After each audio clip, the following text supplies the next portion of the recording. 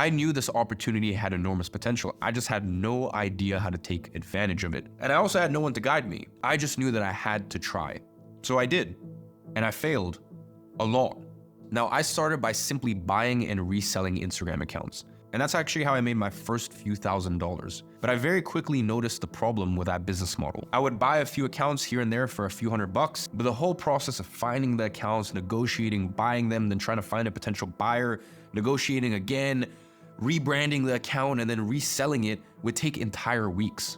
And it wasn't scalable. I mean, listen, one Instagram account could only sell for so much. And at that time, it's not like those accounts were selling for tens of thousands. So after a few months of trying to make it work, I had to go back to the drawing board. But that actually led me to one of the biggest learning lessons in my online journey. Making $10,000 a month selling a bunch of stuff for $50 or $100 or even $200 is extremely hard. It's way, way harder than people make it out to be. I mean, after all, if you want to make $10,000 a month and you only get paid $50 or $100 per sale, you need to make 200 to 100 sales a month. And trust me, as a beginner, that is way beyond your skill level. And I found that out the hard way. So if you go this route, you're more likely to work 3 times as hard and at the end of the month end up making less money than you'd make working a minimum wage job.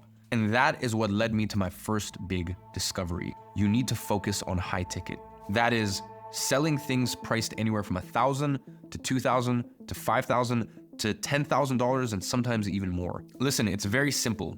If you sell a $100 product, you need to find 100 number of customers. And that is a lot harder than simply finding 5 customers to pay you $2,000 each. Now, the next obvious question was, how could I sell as a 16-year-old something that people would be willing to pay thousands of dollars for? Well, after struggling with reselling Instagram accounts, I came to a revolutionary realization. Now, the realization itself wasn't revolutionary, but the result of it was. I simply spotted a trend. You see, I was spending money to buy these Instagram accounts, but for what? I was buying them for the attention that they had accumulated from their following. And that's when it really all started to click. I could do the same thing that I was doing for my own business for other businesses. I could create the content that would get the attention.